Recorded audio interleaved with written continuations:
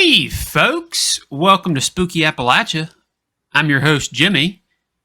I'm your co-host, Jared. Co-host, Jared. I like the sound of that.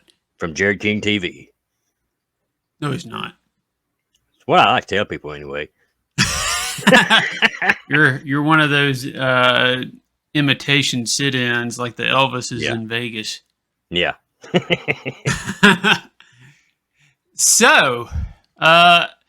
So this story was sent to us by a fan who had kind of a strange experience, and I believe it was her.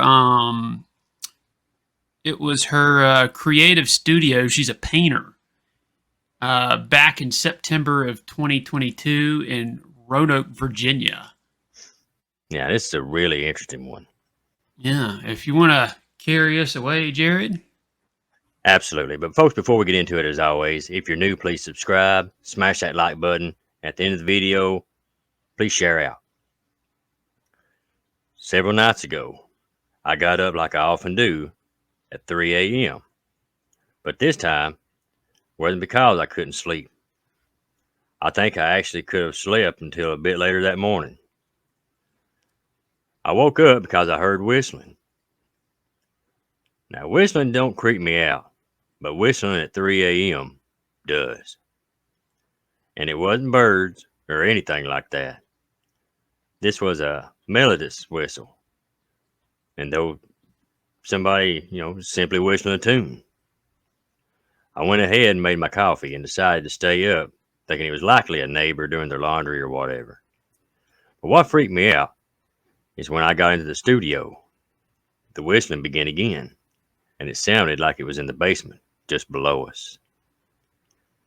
It's very quiet here in the middle of the night, so I was sure somebody in the basement was whistling. I shrugged it off and went on about my day, mentioning it to James, my daughter, my son, and even my mom.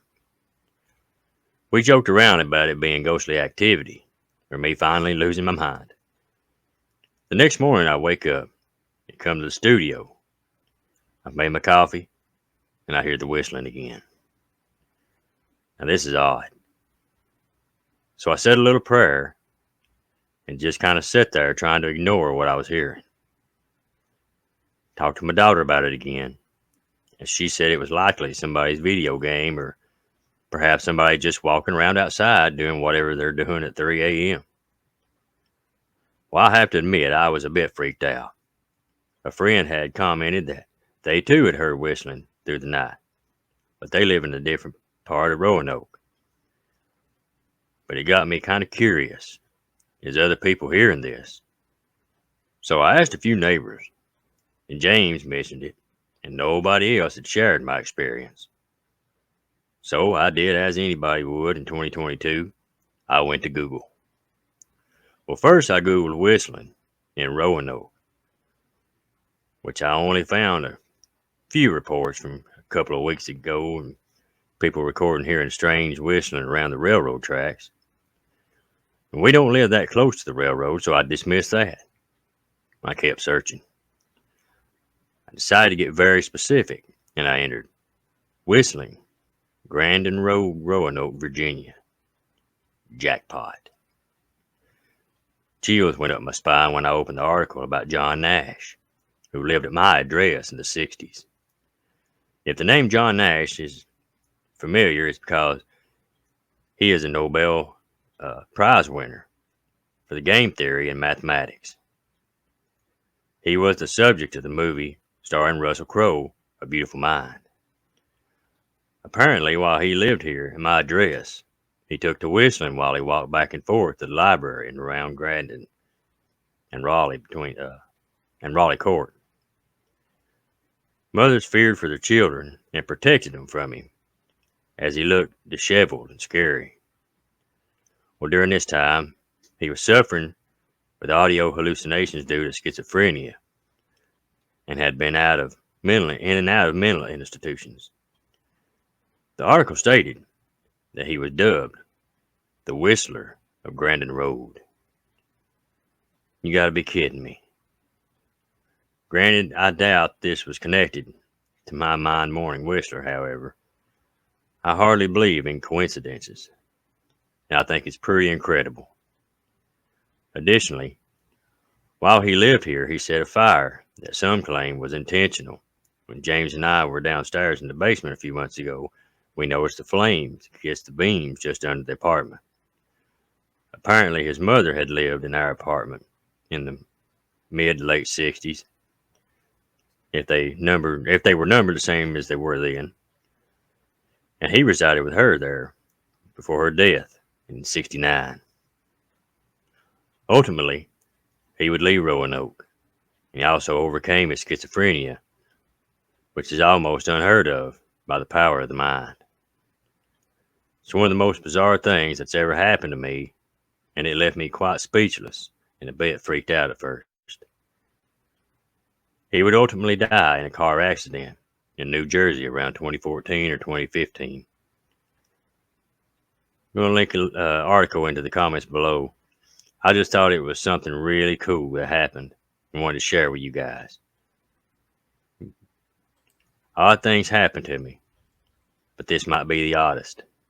Typically, it's cool coincidences and connections I make with you guys.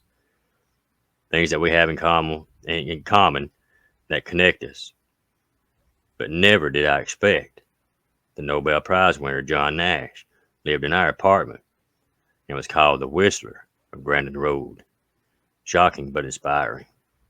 I watched a documentary about him this morning because I'm so intrigued and will likely read articles about him in the days to come. Wow. Man. I think she told me that she heard it one other time too, later. She heard it again later.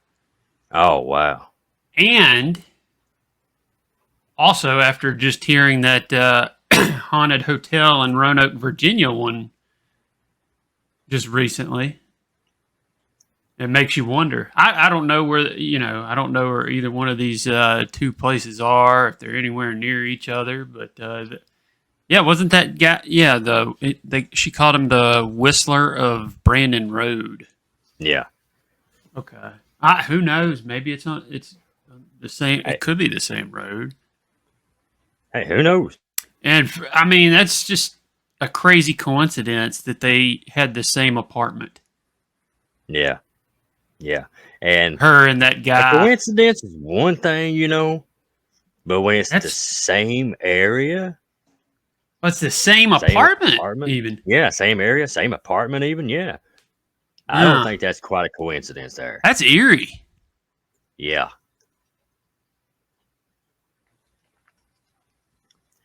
Well, folks, next up on our list. Oh, yeah. Let us know what you think of this one in the comments. Yeah, definitely. Let us know. What do you think? Do you think it was a coincidence? And then remember, if you've had an encounter like this you'd like to share on here, you can email me, spookyappalachia@gmail.com, or you can send mail to Spooky Appalachia at P.O. Box 569, Radford, Virginia, 24143. And at this time, I'd like to also thank our our supporters. Y'all are scrolling down below. Big thank you to all of y'all, especially the content creator supporter tier. That's Werewolf Radar Podcast and our very own Jared King TV. Thank y'all so much. And don't forget to like, subscribe, share this one out. And I will catch you in the next one.